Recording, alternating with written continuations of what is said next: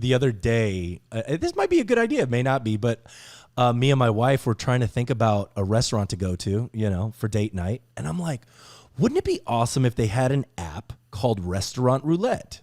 And you would say, hey, blah, blah, blah, blah, blah. I'm in the mood for this. And then you hit the button and it would go bing. And then that's the restaurant you have to go to. I love it. And you could eliminate just the ones you hate. Yeah. But yeah, it would make it so much easier. I like to say to my wife, because she'll go, where do you want to go? And I'm like, why do you do this? We're going to go where you want to go. Because I'll go, how about Mexican food? That's always my first go. No, not Mexican. Okay, how about Indian? No, I don't want Indian. I'm like, okay, where do you want to go? Hey, I'm Armando Leduc, producer, film actor, and owner of Leduc Entertainment. I have chosen a life off the beaten path and wanted to find others that are doing the same.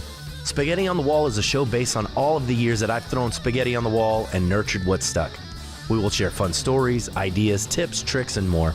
Welcome to Spaghetti on the Wall. Pat Lencioni, ladies and gentlemen. I'm so happy you're here. Like, super excited. Me too.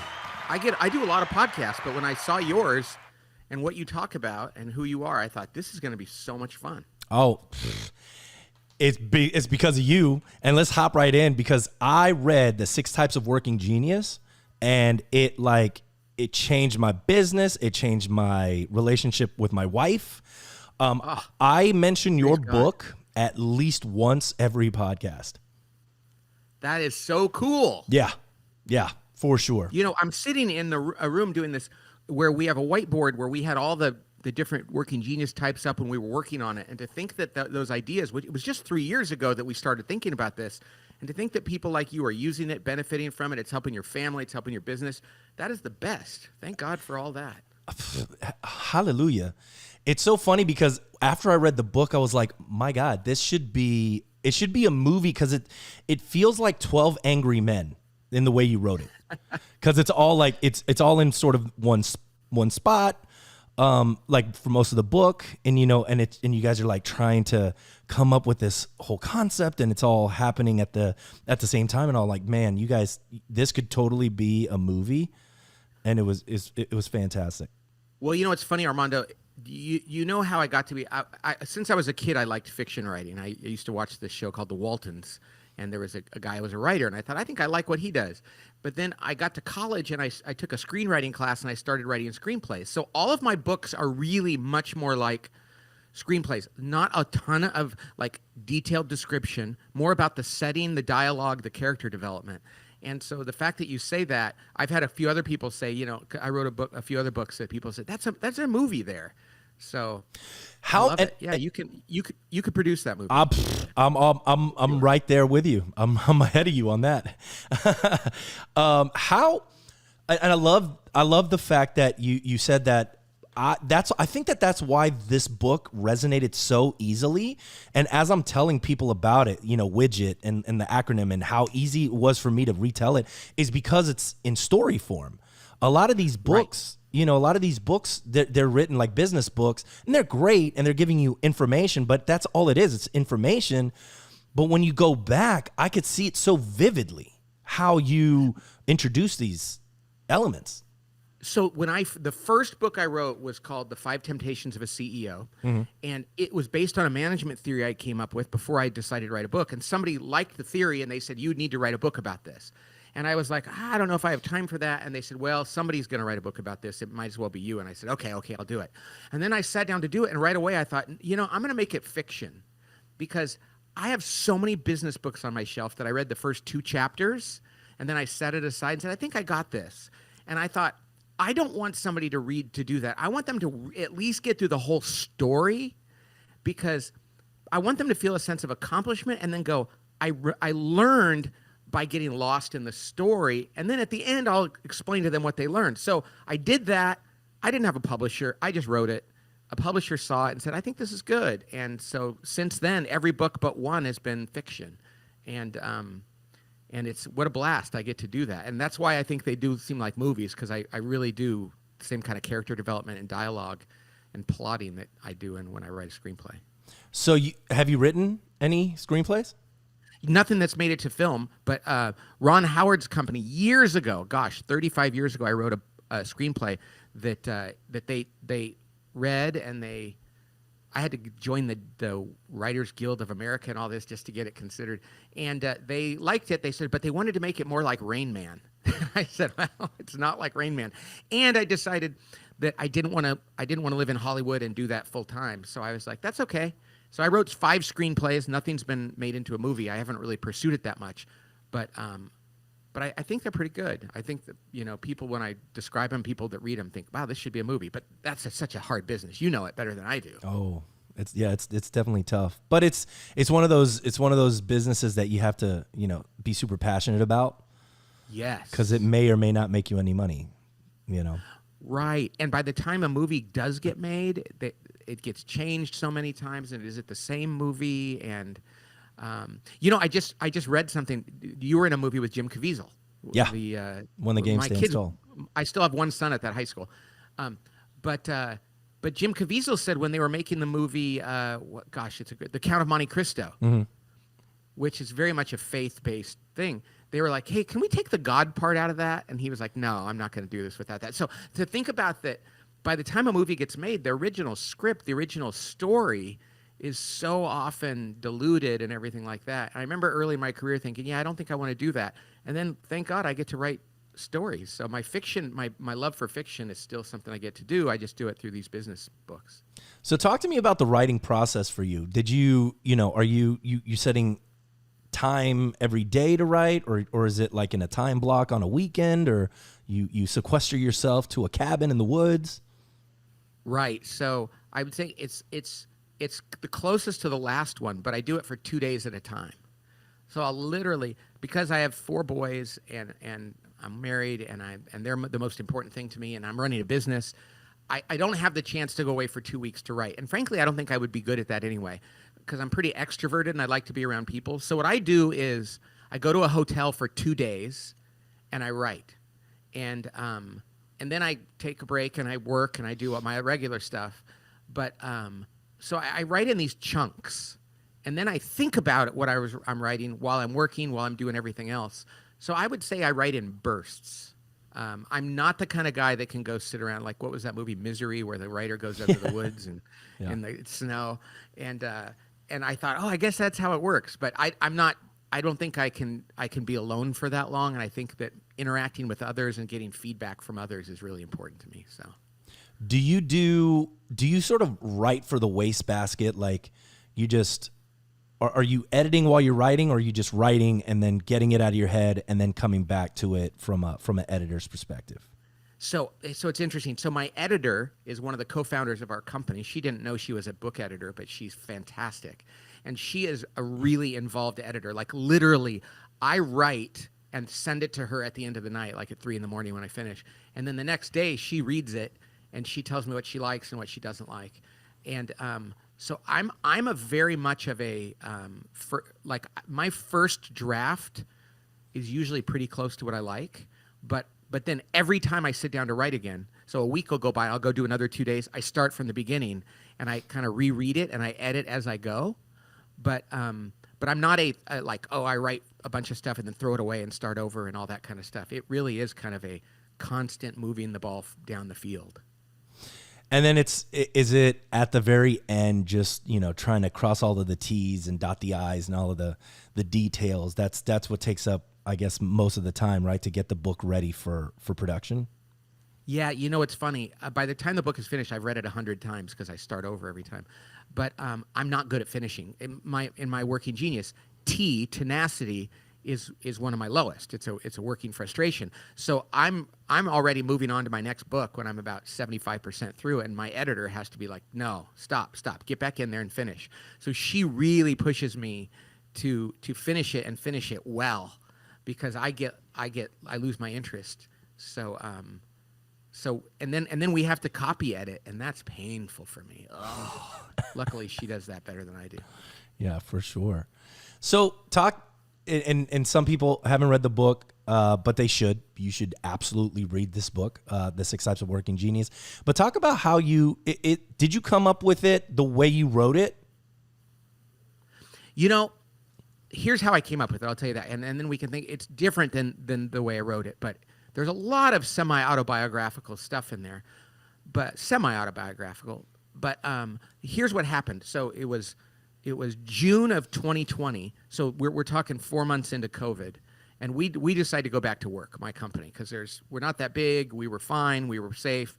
And we're like, we gotta get back onto this. And the world needed stuff. It was like people needed help. And so we went back and started working. And but we were doing everything by Zoom. And one day I had a webinar I was doing for a bunch of priests, right? A bunch of Catholic priests. And I enjoyed that. I was talking to them and inspiring them and trying to help them learn how to be better priests and managers and leaders and praying and all this stuff. And then after that, I had to have a webinar. I mean, not a webinar, but a little Zoom meeting with the people who organized it. And I had to give them some kind of negative feedback and push them because they needed to do some things better. And I hated that. And then after that, I had a conversation about a podcast idea I had, and I loved that. So I went from like euphoric to bummed out to euphoric in the period of about 35 minutes. And one of my coworkers, Amy, said to me, "Why are you like that?" She was just curious. She said, "Why are you like that? Why does that happen to you?" And I said, "I don't know, but it's been happening for years, and I want to figure it out." And 4 hours later, by the grace of God, because I still can't remember how this happened, I was sitting in my office with a whiteboard, which is my favorite thing in the world, and here were these 3 circles with a line through them. So there were 6 pieces, and we were like, "Oh my gosh, this is how work gets done, and I'm doing the wrong kind of work half the time, and that's why I get bummed out." And I thought I was just trying to solve a problem for myself. And somebody saw it, and they shared it with the CEO the next day who loved it, and then we started playing with it a little bit more.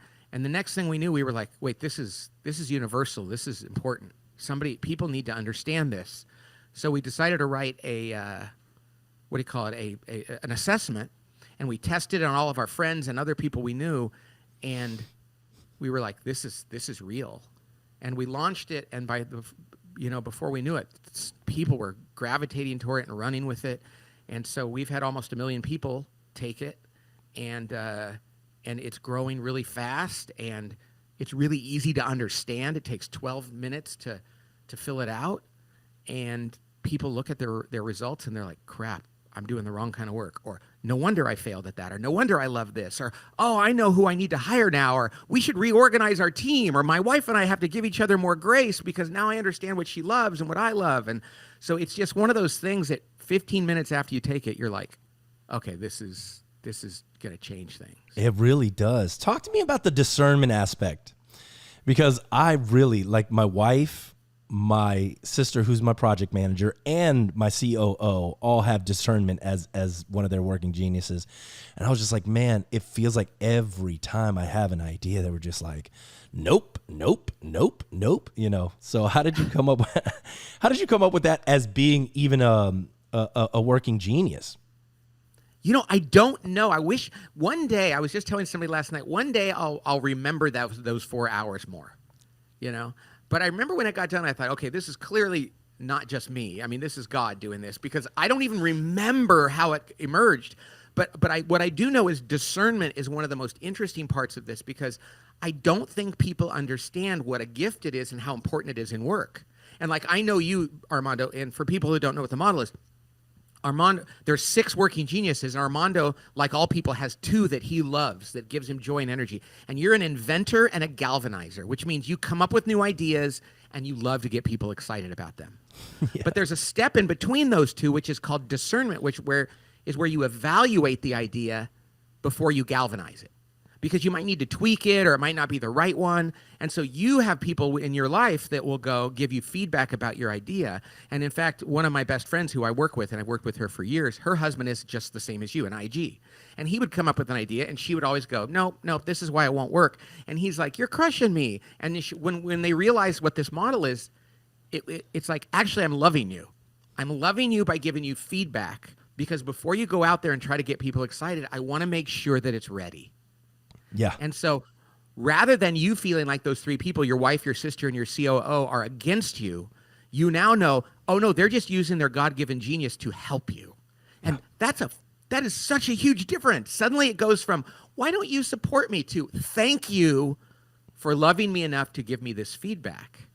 And that's what the beauty of working genius is people feel guilty about what they're good at or not good at, and they judge others for what they're good at or not good at it. And when you realize that these are gifts, it allows us to be thankful for the other people in our lives who have different skills than we do. Hallelujah. Yeah, I had to apologize to my wife about it, actually. I was just like, I just read this book and I'm sorry.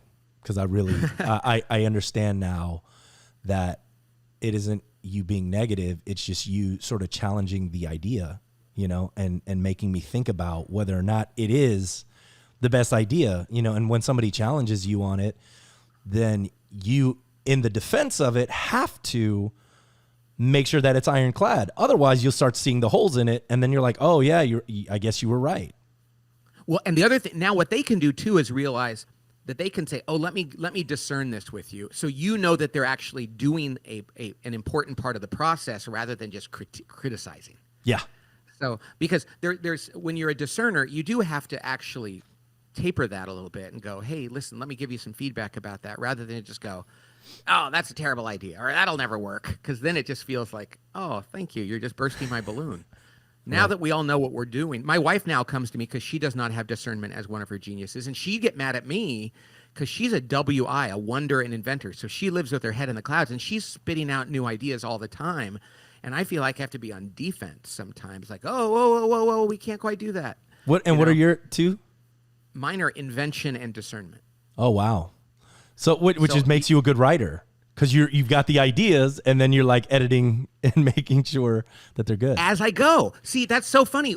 The question you asked before about, I said my first draft is usually pretty good. It's because as I'm writing, I'm evaluating it. Right.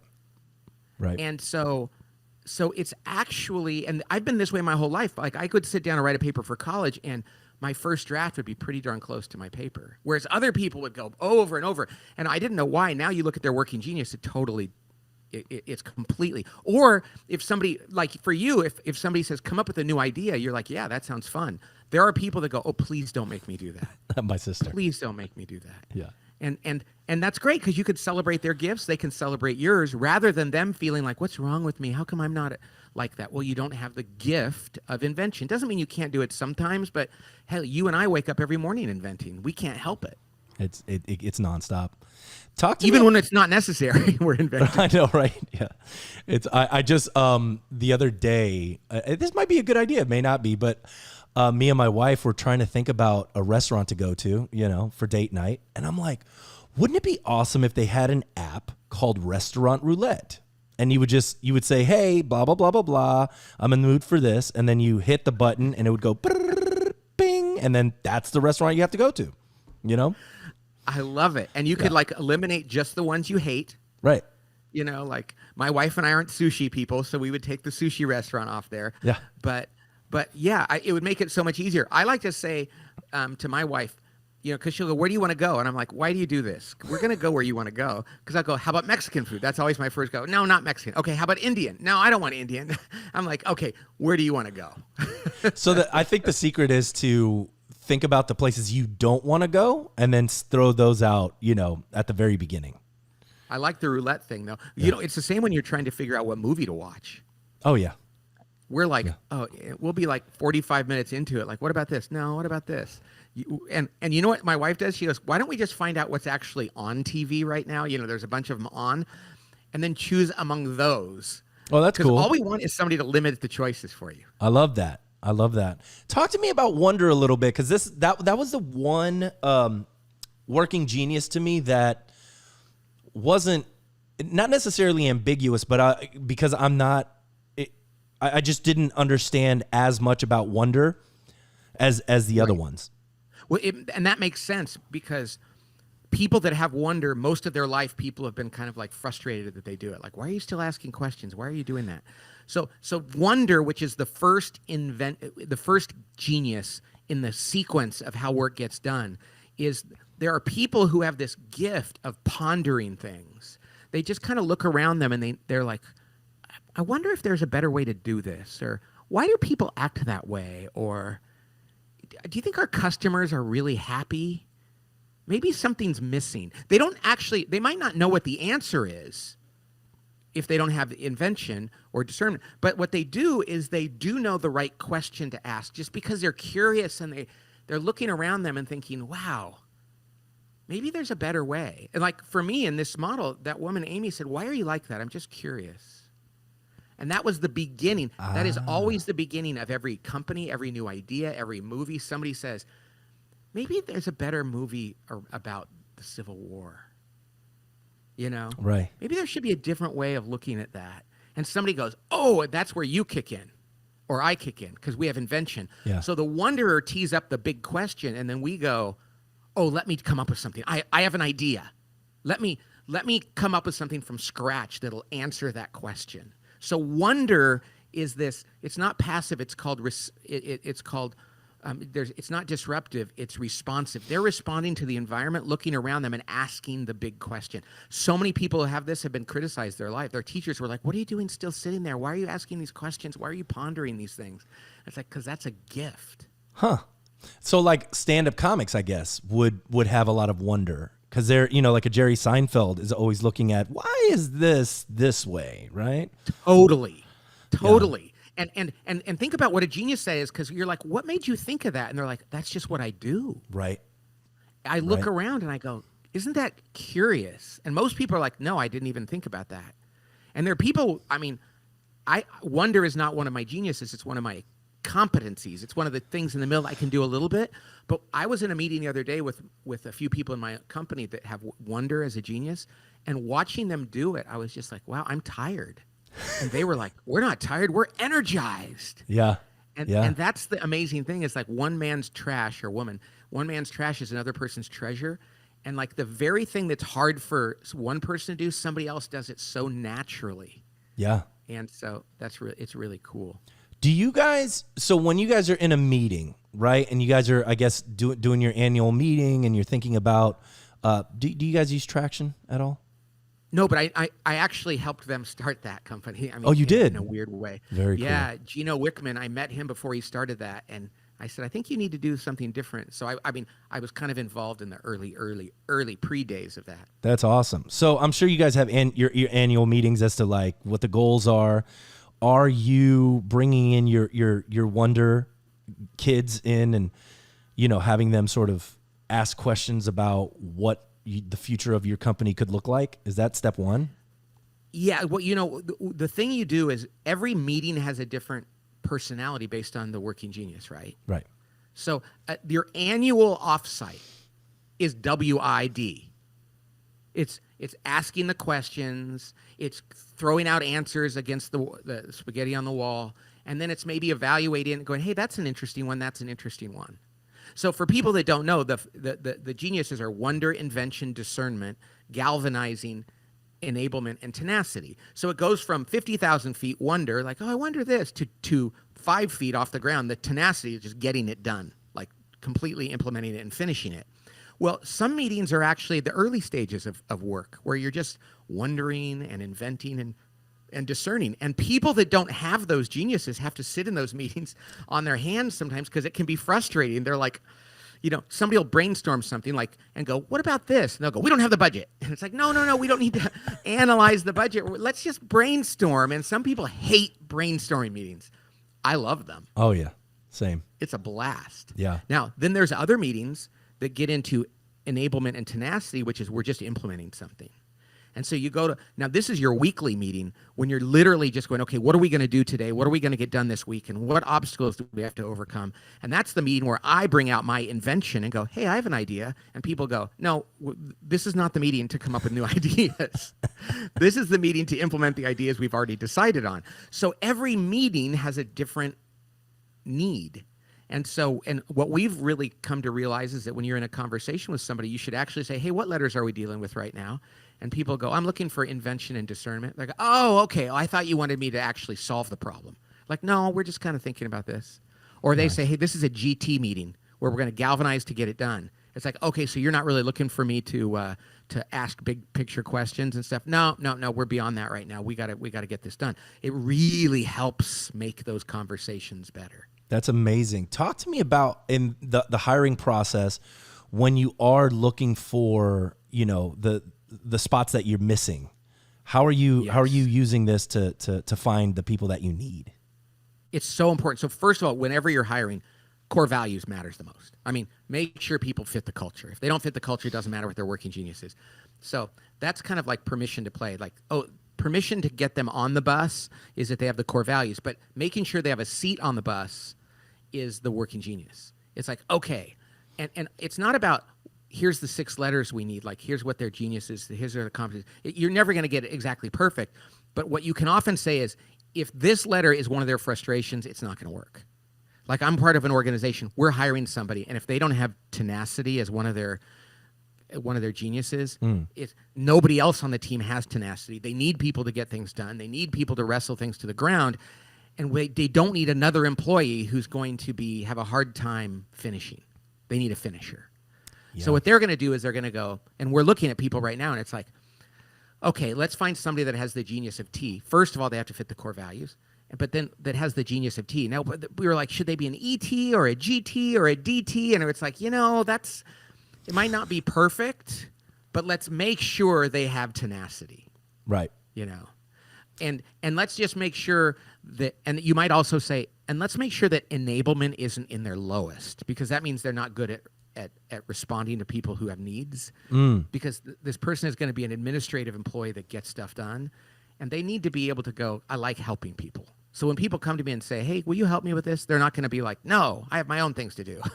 So It's not about getting it perfect. It's about knowing the essence of what you need and hiring for that. And by the way, even if you can't use this during the hiring process, you can describe these geniuses to people and say, we need somebody that does this. Does that sound like you? Because if it doesn't, you're probably not going to like the job. Right. No, hallelujah.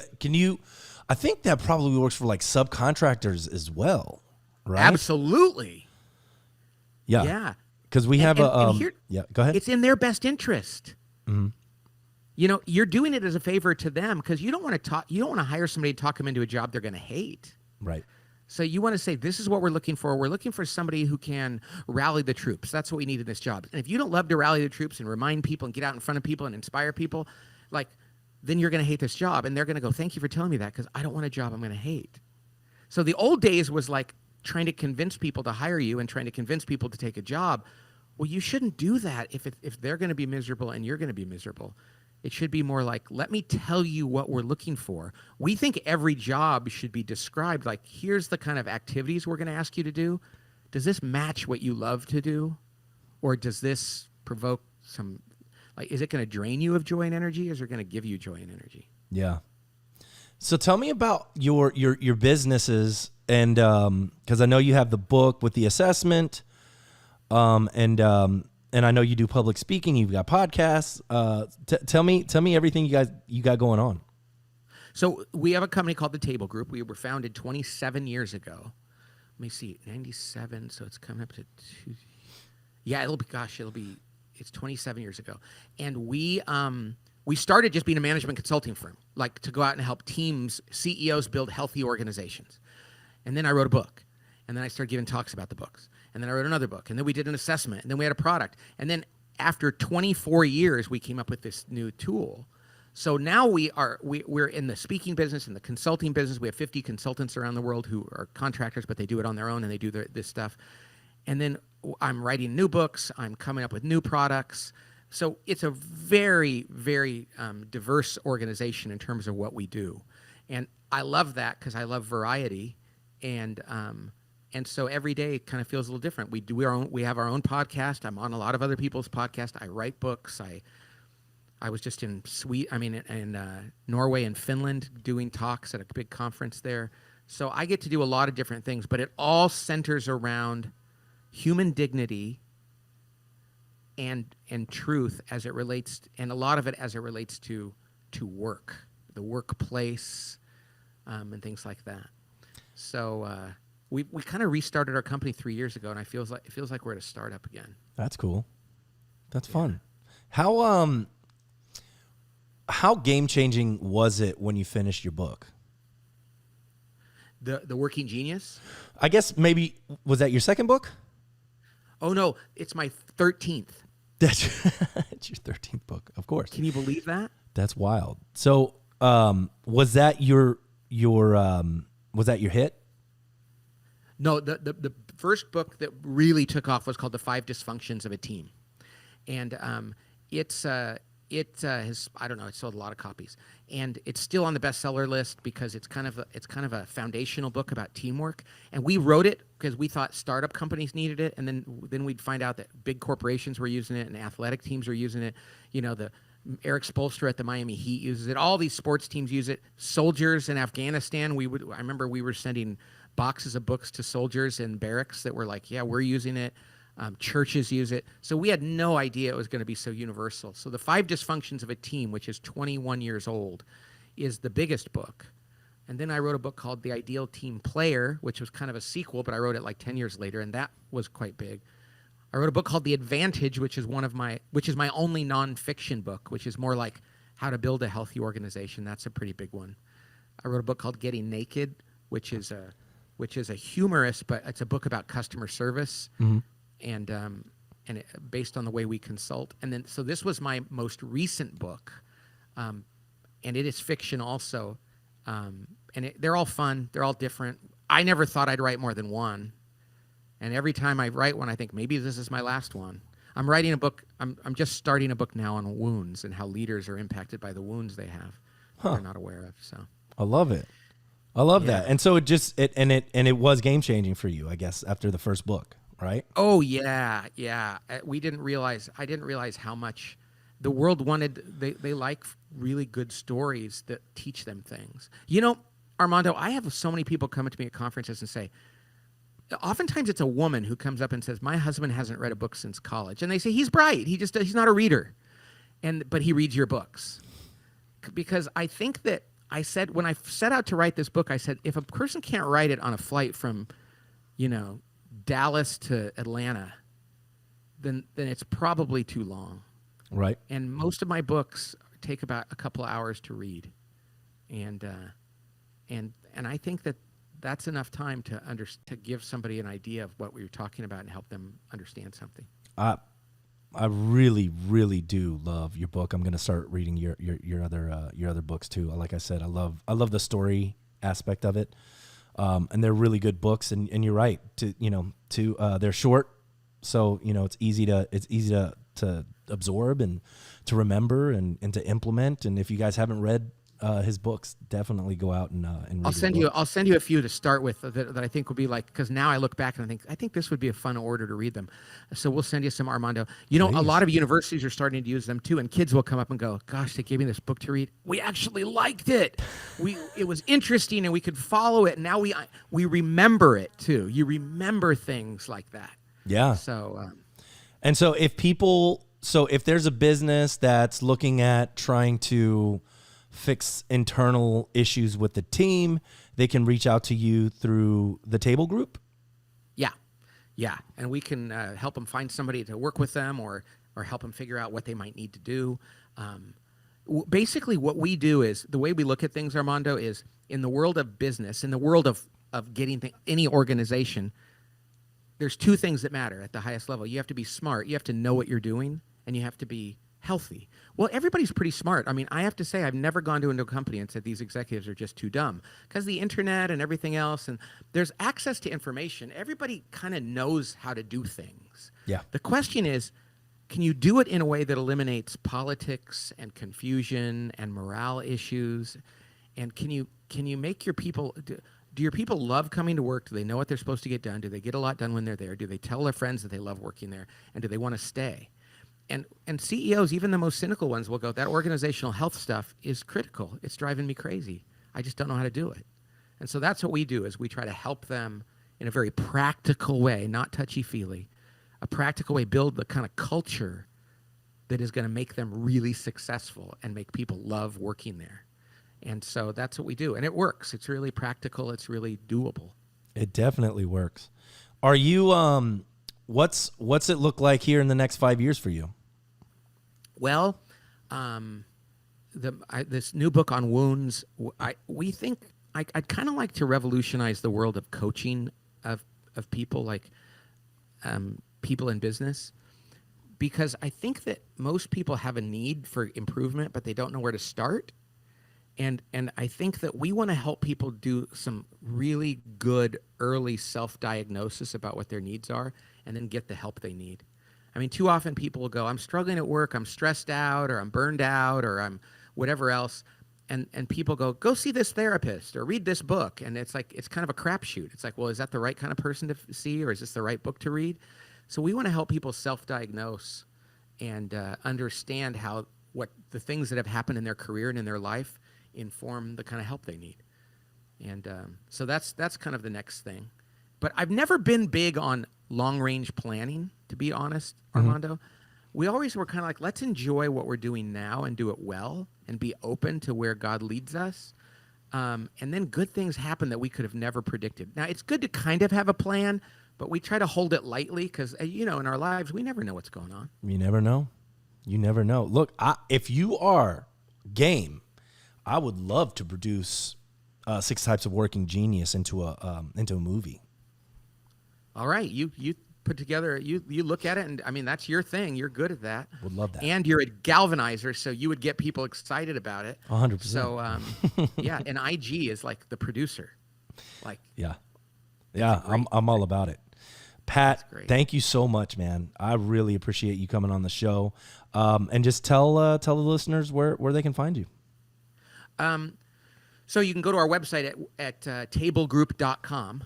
Tablegroup.com, that's our company. Or you can go right to workinggenius.com, 2 G's in there, workinggenius.com, to take the assessment. It costs $25. It takes 15 minutes. And the results come right back, and the report is rich. And you'll go like, okay, I want my husband or my wife to do it. I want my other colleagues to do it.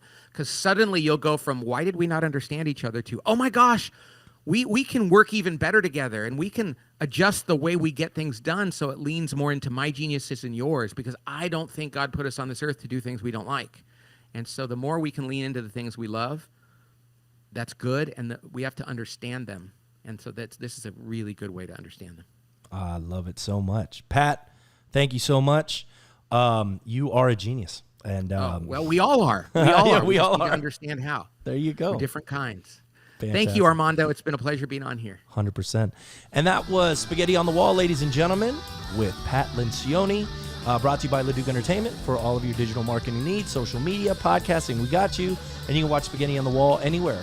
Spotify, you're probably listening to it right now. And we'll see y'all next week.